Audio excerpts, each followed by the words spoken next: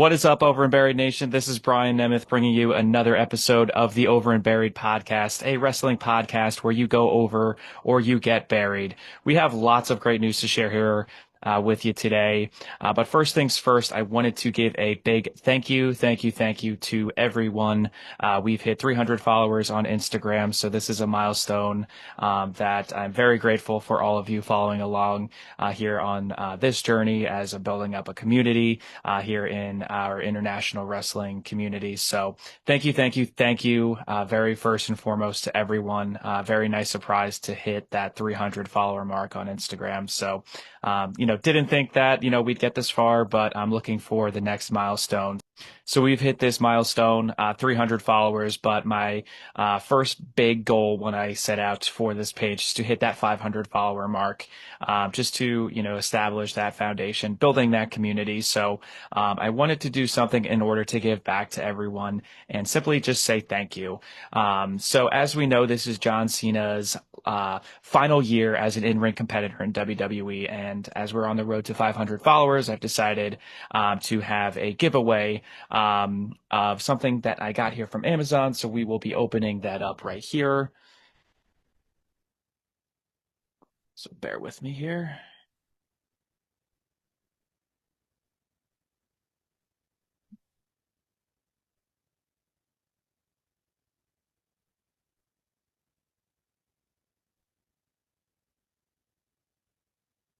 All right. So what we were going to do.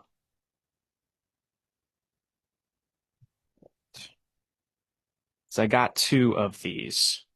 Once I've realized that this was going to be a figure, I had to buy this. I am a inbox figure collector myself. So what we're going to do here is we're going to give away one of the Ultimate Edition Fan Takeover John Cena action figures here from Mattel. So I got two of these. One of them will be going to one of you. So, yeah, so let's open one of these here. So I'm going to open this box and save this box, obviously. But I am also going to just show the figure.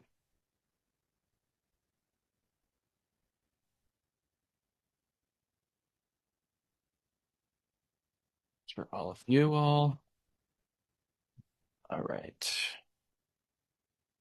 Let's take this out of the box.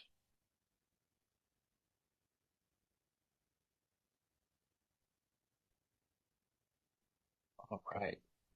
So there we have it, the John Cena Ultimate Edition.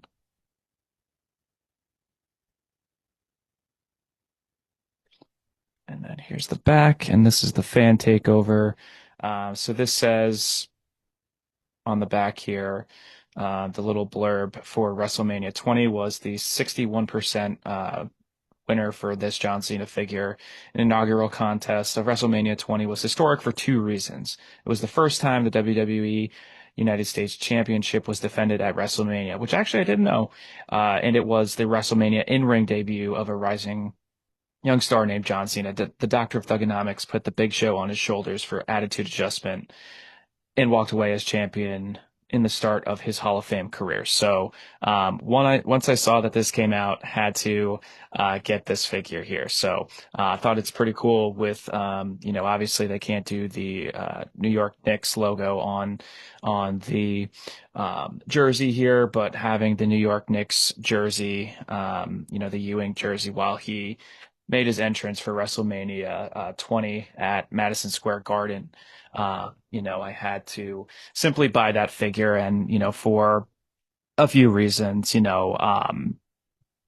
was WrestleMania 20. This was the first, WrestleMania that I ever got to experience as a kid. I am, super grateful for my dad paying the $100-something dollars to the cable company just to rent the cable box for that short span of time over the weekend.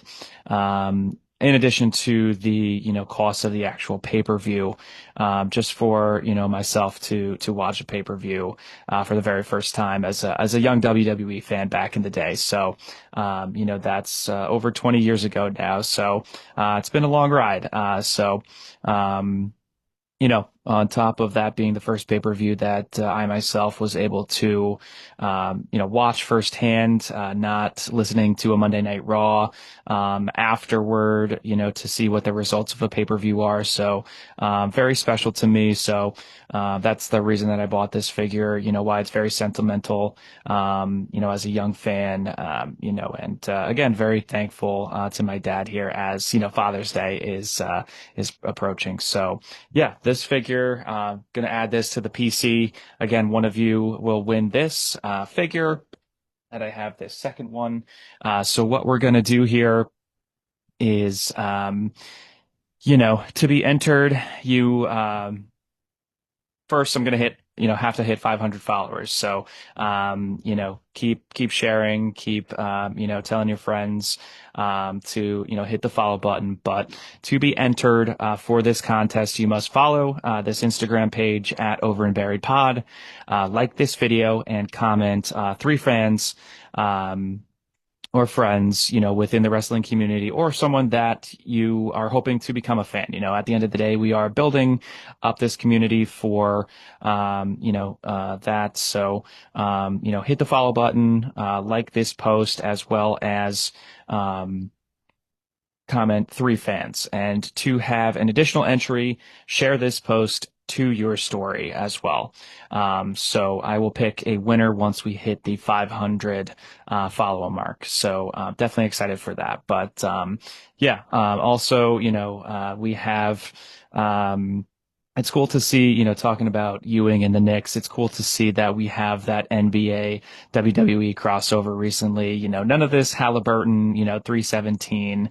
Um, you know, you know, I'm not the biggest basketball fan, but I will say I do root for the Knicks. But it's cool to see Halliburton, in his success now in the NBA Finals. He's getting the rub from WWE. But that's cool to see that he's a fan of the product. That there is some crossover between, Juggernaut like the NBA, from the sports world, and then, WWE from sports entertainment. So, I have made a post in the past about, jokingly, let's have, Brunson versus Halliburton at SummerSlam. So let's up the ante here. Hopefully, us fans could speak things into existence. Maybe let's, book some sort of a tag team match. Michael Cole and Jalen Brunson versus Pat McAfee and Tyrese Halliburton. I think that would be, a pretty cool match to see, but, only fantasy booking. So, only kidding here, but, to be entered, make sure that you like this post, give me a follow, and comment 3 of your friends, and for that additional share to your story, for that additional entry. So again, looking forward to really crowning a winner. Now, as we are riding on this high, and it's been a good week, just on a more, more serious note here, that, June is Men's Mental Health Awareness Month. I've shared a post about LA Knight's promo, that mentions for all the men, all the boys out there, he's speaking to them, says it's okay to cry, when something, really hits you in the feels.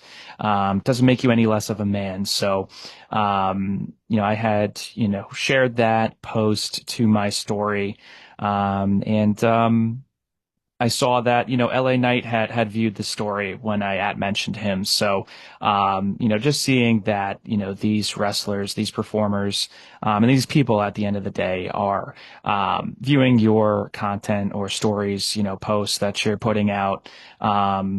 It really is pretty cool to see, just the reach, that, these people have, and, just have that split second, that they are, acknowledging or viewing something that you're putting out there to the world, really means a lot to a lot of us. So, really cool to see that, LA Knight, had saw that. But yeah, with it being Men's Mental Health Awareness Month, make sure you're checking in on your boys, checking in, making sure that your friends are all good. I know we as men, we often don't share much of our feelings, but it is okay. So I want to just put that out there that. We all need to look out for one another. So, kudos to LA Knight too, just for, affecting good change in the world. That's, his message that he was trying to convey. So, that was really awesome to see. Also what I saw, I actually, bought one of Karrion Kross's shirts, number one bestseller on WWE Shop that I think they were sold out for quite some time. Don't know how I was able to grab a, one myself, but I've shared a screenshot of the purchase order that I then shared to my story.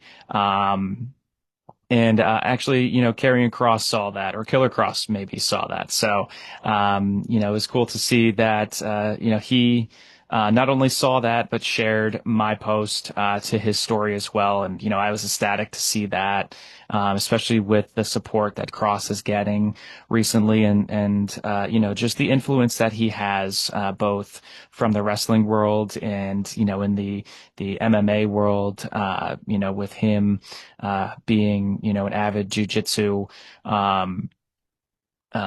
avid in dabbling into jujitsu. So I think he's bridging the gap too with both sports and entertainment, which is, wouldn't that be what TKO wants? But Kross has done everything lately, putting, everything he has into maybe 5-10 seconds of TV time.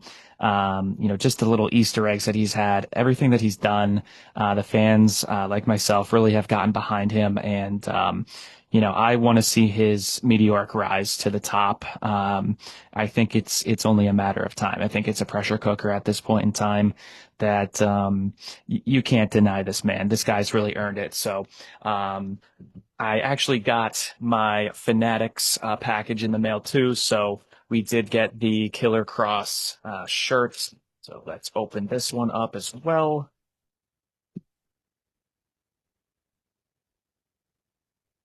Right. So this is this String It Up t-shirt that I've purchased. Let's open this here.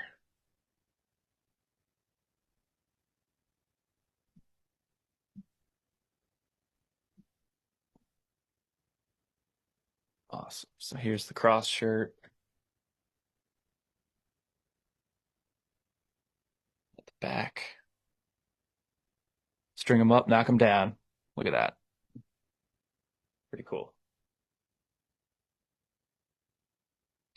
Yeah, so with Kross getting his shirt in arenas now, them selling out, I saw that he's next to Stone Cold, who's had one of the best selling shirts in WWE history, and that he's not even a main feature in WWE TV at this point in time, but he still has the number one shirt. Like you can't deny that TKO. You got to push this man. So. Yeah, happy to support Karrion, and his push to the top. So, yeah, that was awesome news, to see, that he had, shared my story. So really cool thing. Other exciting news, that I have, kind of on a bit of a high here this week with a lot of things going on. There is another project that, I've been wanting to work on for quite some time now that I finally, have started to pull the trigger on. So, I actually got an email on June 9th, from a firm that I'm working with, and with that being advised that on June 3rd, I officially filed for a trademark. So, that trademark is called Thank You for the House.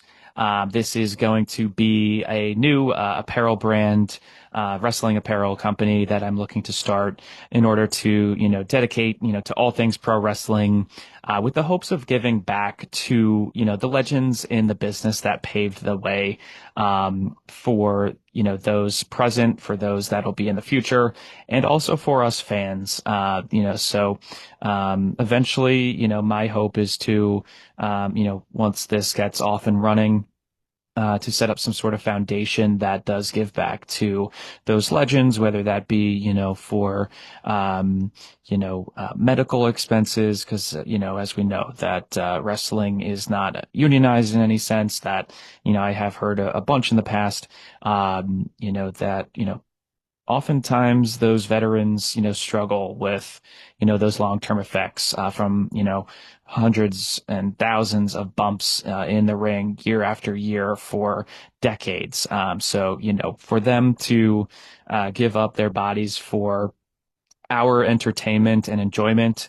This is going to be, for me, a way to try to give back, to, those legends or those folks who paved the way, here in this business. So, really cool thing to see there. Hopefully, getting, some feedback from, the U.S. Trademark Attorney's Office, that is pushed through. So excited to get that project up and running. And then finally, on top of all of that, I am in the process of moving. Cannot be more excited for a new adventure to come. So, I am super excited. And, with that, we have a lot to discuss today. Enough about me. So I wanted to talk about, Monday Night Raw, which was, really, one of the, best shows I think that we've seen all year and really in quite some time. That being from a weekly episodic TV show that WWE is presenting with us. It was, more or less, this Monday Night Raw seemed as though it was, that Raw after WrestleMania type feel. So, we have a lot to get into here. So, let's discuss a little bit of what happened, some recap, some thoughts, some opinions on what's next, and let's get into it.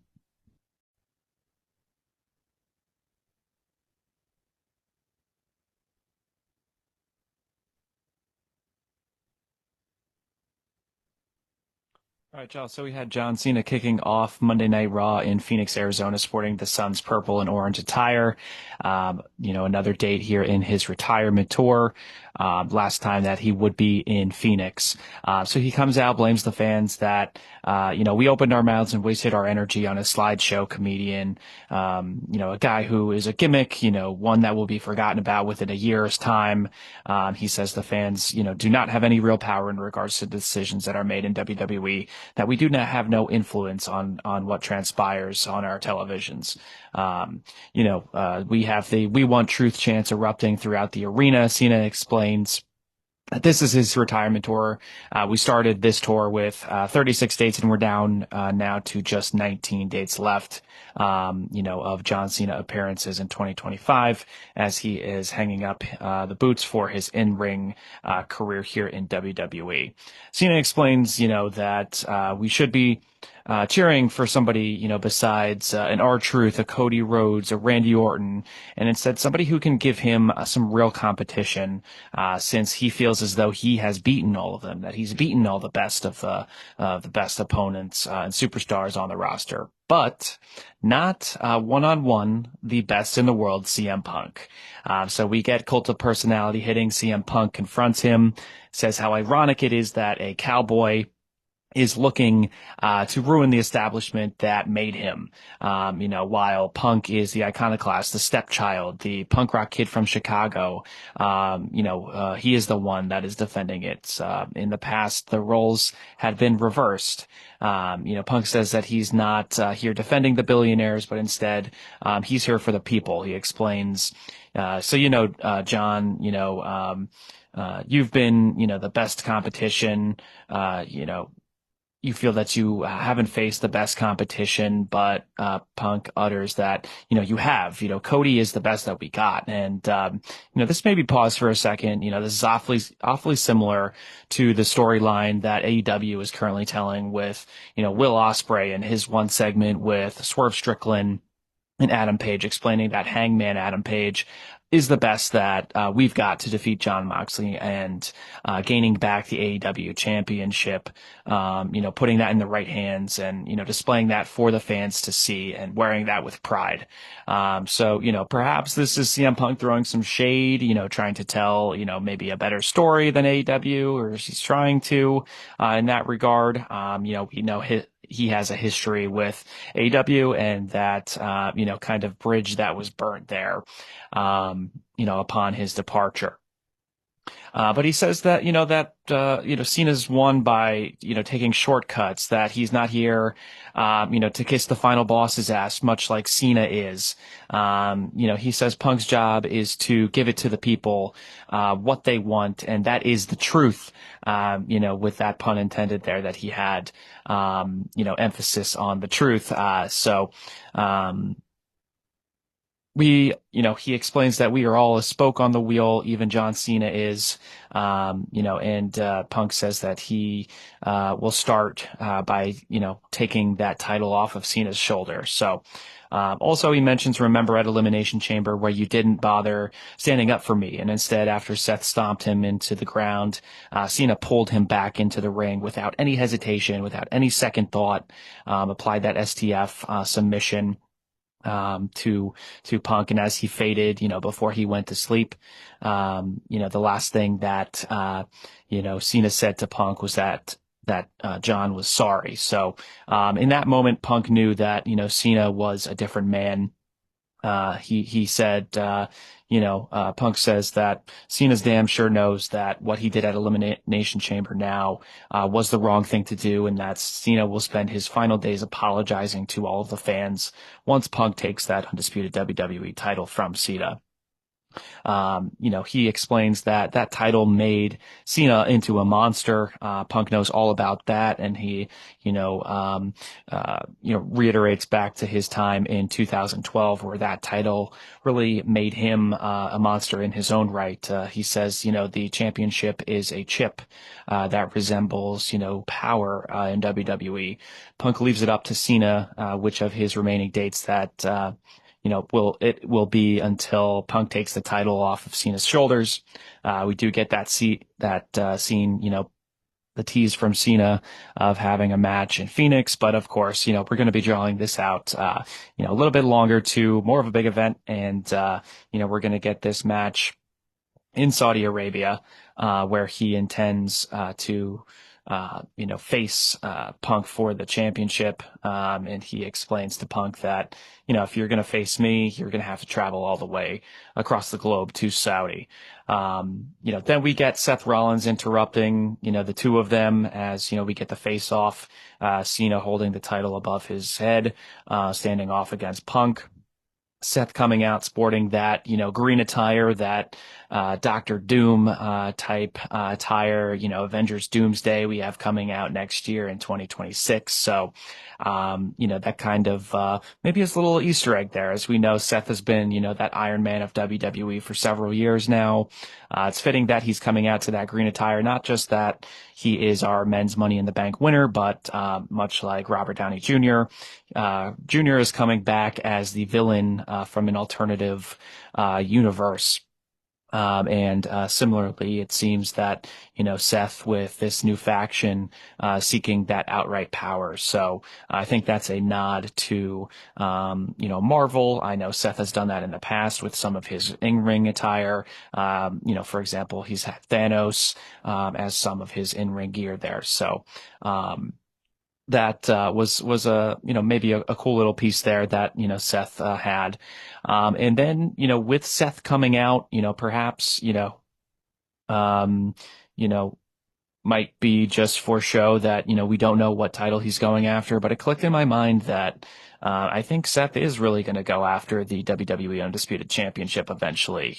He is synonymous with the World Heavyweight Championship being being crowned the first ever champion of, the renewed World Heavyweight Championship, in the time that he won. But Seth wants, to be the guy. He wants to be the face of WWE. He's always been the second fiddle to those around him. So I think ultimately he does go for that WWE Undisputed Championship. So, will be interesting to see how that transpires. But let me know what you guys think. Does Seth go after the World Heavyweight Championship? Does he go after the Undisputed Championship? Let me know what you think. We had that opening match there between AJ Styles and Chad Gable. Gable being accompanied to the ring by American Made. As we know, AJ Styles is out for revenge on Gable, who he feels, took his likely place in the Money in the Bank ladder match. As we know, AJ is in a win now scenario. We don't have too many years left of AJ Styles. As his retirement is looming, as we know, in a recent interview, he won't be going past, the age of 50 in a WWE ring. So, this was a good match, in my opinion. We had a lot of good things on the commentary table. We had Wade, you talking about how Chad were banged up from Worlds Collide.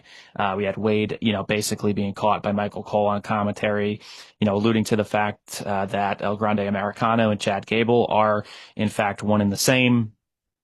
Would love to see another world title run for an AJ Styles. He's earned it. He's deserved it.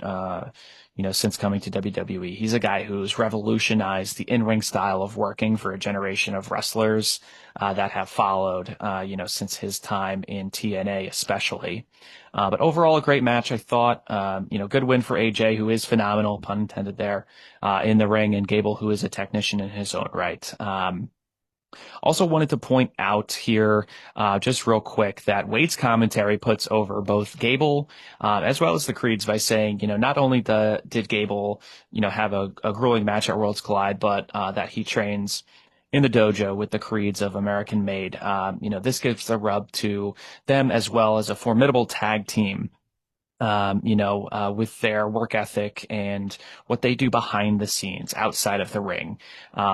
This comes, the rub comes, with them not even competing in this match or cutting a promo. So I believe, this is really good work, by Wade's part on the commentary table, in the booth there, to give some praise to, the American Made tag team in the Creeds that, hopefully we, further progress the tag team division there on Raw because, as we've seen, it is lacking, there as of late. But AJ Styles getting the win there.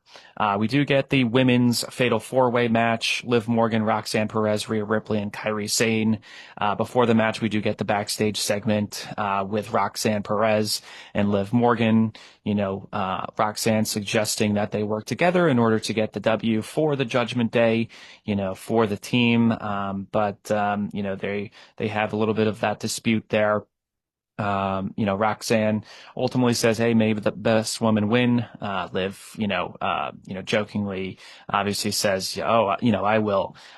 So here we get another chapter in the rivalry between Rhea Ripley and Liv Morgan. Morgan, arguably one of the better, has carried the company for a long time, as has Rhea.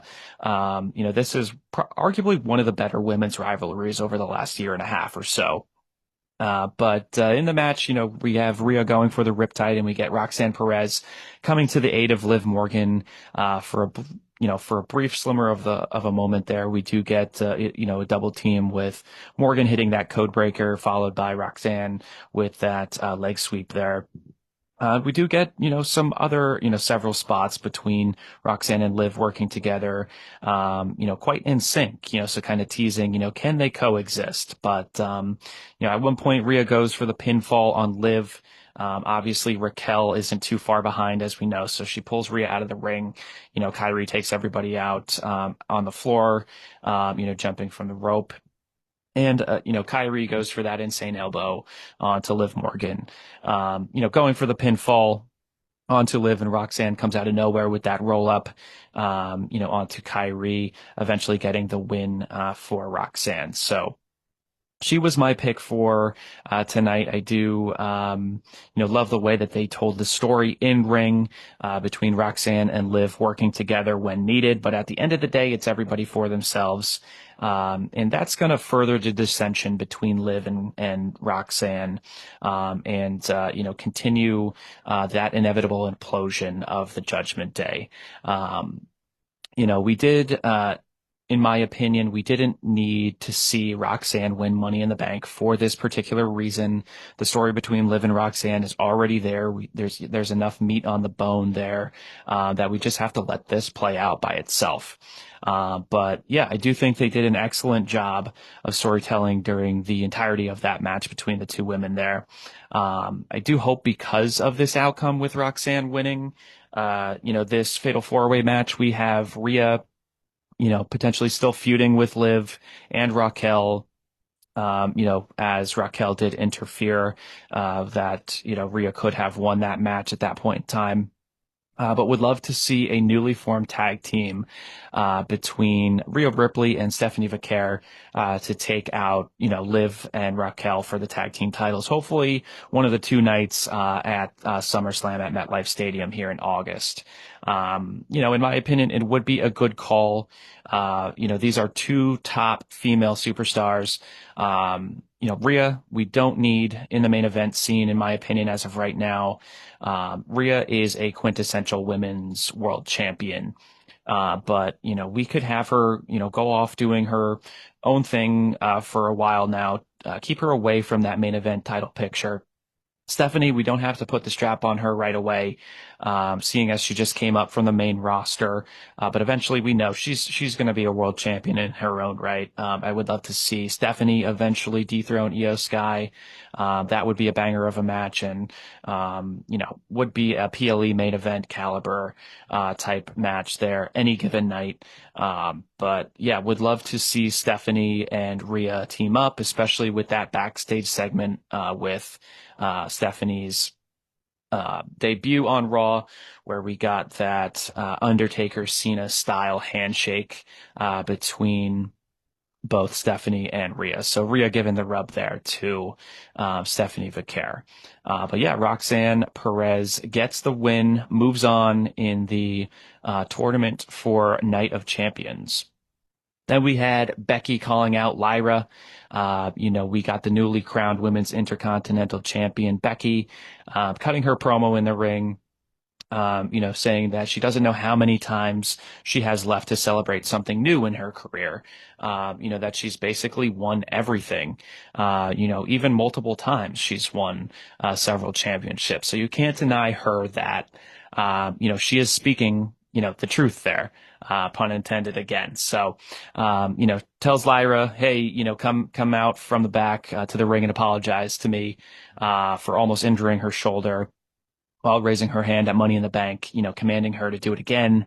And then we do get, a returning Bayley, coming, into the ring, from behind and attacking, Becky. This is, I think, the first time that we've seen Bayley since before WrestleMania. When Becky took Bayley out of the match, of that tag team title match at WrestleMania, Bayley looks good, with, the white attire. She's been away for some time. So, that was good presentation right there. I think this all leads to a triple threat match between these three women for the IC title. Hopefully maybe at Evolution 2 or SummerSlam. I'm glad to see Bayley back, and take her revenge on, Becky, on post WrestleMania, from that injury that she sustained there to put her out on the shelf, during WrestleMania season. So, excited to see what transpires there. After that, we had R-Truth coming back. We got a masked individual coming from out from the crowd, and up onto the commentary desk to reveal themselves as one and only R-Truth. He gets a huge pop from the crowd, as they, welcome him back. And eventually we do get Truth taking out that pair of scissors, and cutting off his dreadlocks that, I don't think anybody, really saw that one coming. So, Truth said, to the fans in the arena that, y'all brought him back. Everybody listened to him, and now the Truth is in control. He's tired of being the thought of, just, strictly being a gimmick. He's tired of, being the funny guy around WWE. He's tired of just being the nice guy and a forgiving guy. And that was the Truth. But, as he said, the Truth has set him free. He, had a lot of emotion in this promo and said, I am Ron Killings. I am the whole truth. I am the truth, the whole truth, and nothing but the truth. Now put some respect on my name. So, excited to see what Truth does. Potentially this leads to, maybe some additional conflict and storyline with John Cena. A lot of folks have, would have probably stated that John Cena, maybe should have been the one to cut his hair, but how this story has transpired since Truth put out that tweet about his release, or that contract not being renewed. Truth is in the driver's seat for that. So I think it was a good call to have him cut his own hair. If John Cena did that ultimate heel move and cut his own hair, cut Truth's hair after Saturday night's main event, I think that would have been fine. But just how the story has played out since his tweet, I think it was Ron Killing's opportunity to put the past behind him, show who he truly is, I hope that we get some good storytelling that we know with Truth, here in his next feud. Then we had the hometown girl, Nikki Bella, making her appearance in Phoenix and explaining how so much talent has paved the way for this women's evolution. We get an enraged Liv Morgan storming to the ring, confronting Nikki Bella, questioning her as to, why not include Liv's name in her spiel. Really as someone who's carried, the company, for quite some time. So, we do get that back and forth. We do get those personal shots, from Liv Morgan. We do get Liv saying, she has a man, but Nikki doesn't have a man. Nikki, fires back questions. Who's Dom actually belonging to these days? Nikki is about to walk away, go back up the ramp, and, she starts back to the ring, and Liv Morgan hits that oblivion. So this is, two generations colliding. Nikki, who was a trailblazer in her own right, and Liv, has been an MVP for the women's division for a long time now. So, I think there's not only one Bella coming back for a stint in WWE. I think eventually we do get Brie Bella coming back, to team up with her sister, for those tag team titles. Perhaps we do get a match between the Bellas, versus Liv and Raquel for the championships at Evolution 2. So would love to see that, for sure. We also got the men's fatal four-way match. We, beforehand did get that backstage segment with Seth Rollins speaking to Braun Breaker, he and his faction mates, they're going to take all the power, in the near future, whether that be, by force and victory or by heist, which, Seth had that heist of the century in his first stint with that Money in the Bank briefcase. So, to me, I think that will further cement Seth going after the WWE title, in my opinion. Basically alludes to the fact that because Braun is involved in the Night of Champions tournament, that Braun could go after the World Heavyweight Championship, or, whether that be Bronson Reed going after the World Heavyweight Championship eventually. But, I do think that, Seth is going after the WWE title. As far as the result, I was honestly a bit shocked to see Sami Zayn coming out as the victor in this match. My original thought was to have Braun Breaker moving on from this match. But Sammy, I think could be, a formidable opponent. Would be interesting to see, him going back to the world title scene, maybe against Gunther. We saw him against Roman Reigns, at one time. And I think, Raw after WrestleMania, Sammy, many thought was going to, turn on Jey Uso. So, he wants to be a world champion in his own right at some point. So, interested to see how that transpires. But, yeah, we did see an enraged LA Knight come out of nowhere as well to eliminate Braun Breaker from contention in this match. I think this is going to set up the feud between Knight and that Dangerous Alliance for, maybe the next month or so. I honestly thought that if LA Knight didn't win the Money in the Bank briefcase, that Knight was going to be completely buried down the card. So, perhaps this could be, a rejuvenation of, a new story for him, and what is to come for him. So, Sami Zayn moving on, to, the Night of Champions, semifinals. And then finally we had Jey Uso versus Gunther for the World Heavyweight Championship. We weren't going to have Gunther lose this match, right? Jey Uso was not locked in. He wasn't locked in like he was for WrestleMania. Leading up to that match at WrestleMania, the moment that Gunther made Jimmy bleed, and applying that submission hold to him, that flipped the switch in Jay's head. His mentality completely changed. His demeanor completely changed. His entrance changed in the sense that he wasn't going to the ring in the Yeet sunglasses. They didn't say Yeet across them. He wasn't doing the Yeet, with the crowd coming to the ring. He was completely stoic in his approach. So that's what put him over the edge, against Gunther at WrestleMania 41, in my opinion. And because he lost that killer instinct and that mentality, that's what, made him lose the match to Gunther. So, what is next for Jey Uso?